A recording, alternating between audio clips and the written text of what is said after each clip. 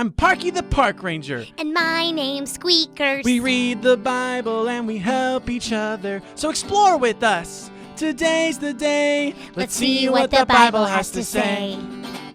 Hey everybody! My name is Parkie the Park Ranger and I'm so excited that you're here today with my friend Squeakers the squirrel.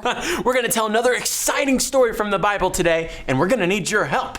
I can't wait, Parkie. Where are clues? Oh, well, I'm glad you asked. Would you mind helping me figure out what these are? Oh, I'd love to. All right, let's see. Here is our first clue. Now, what are these? They look kind of familiar.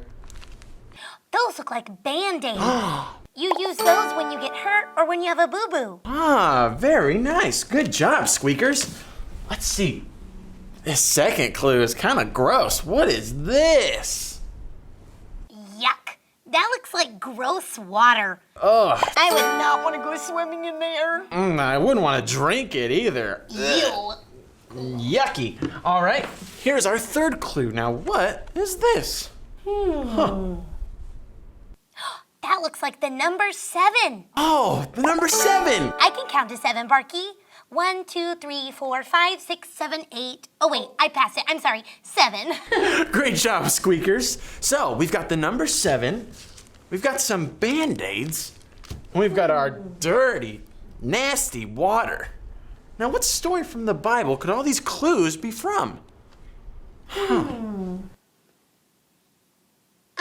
Could it be the story of Naaman getting cured of his leprosy? Oh, that's it! Great job, Squeakers. Oh, I love this story. Will you help me tell it? Oh, I'd love to, Parkie. Oh, perfect. Well, everybody, our story today comes from the book of 2 Kings in the Old Testament. And just like Squeakers said here a second ago, it's about a man named Naaman. Now, Naaman was a commander of the king of Aram's army. He was a great warrior. He won many battles. But here's the thing, Naaman was sick. He had a sickness called leprosy, and what happens when you get leprosy is you get boo-boos all over your skin. And just like you would need Band-Aids for it, they were everywhere.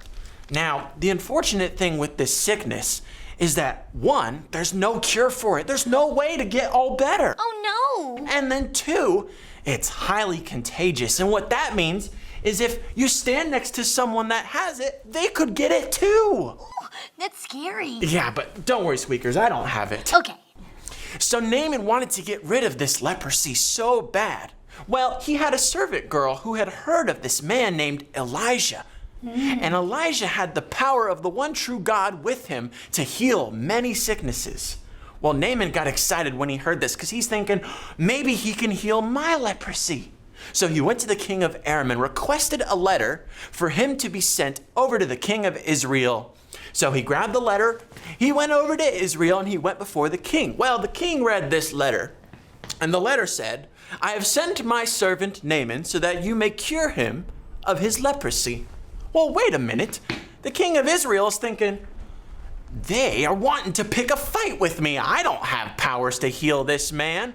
They want to go to war. Well, Elisha heard about what the king was saying, and he came before the king and he said, no, sir, they're not trying to start a war. Just send Naaman to me. So Naaman was getting excited. He traveled to Elisha's house and he's thinking, yes, finally, Elisha's going to come out and he's going to bless me and he's going to heal me of my sickness. I'm going to be all better. hooray! But when he got to Elisha's house, Elisha didn't come out to even meet him. He didn't even give him the respect that he felt he was deserved by coming to meet him. No, instead, he sends out a servant. And the servant walks up to Naaman and he said, Elijah told me to tell you to go into the Jordan River, which was a yucky river full of dirt, and it was really stinky and smelly. Ew. And he had to dip into the Jordan River 7 times. Oh, that's gross, Parkie. So gross that Naaman was thinking, I am not gonna do that.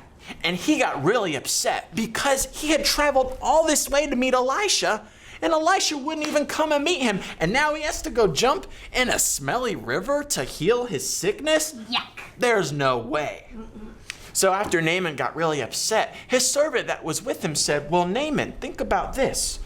If Elisha had asked you to do something really hard, would you have done it? And Naaman thought about this. And he said, well, yeah, probably. So then his servant said, why didn't you humble yourself? Meaning, why didn't you put God's needs and others' needs before yourself and just do the very simple thing that Elisha asked you to do? He's got a point. So Naaman thought about this and he said, you're right. I guess I'll go and dip into the Jordan River. So he walked over to the river and he jumped in one time, but he still had leprosy. What about the second time? Still had leprosy. The third and fourth time? Still had leprosy. What about the fifth and sixth time?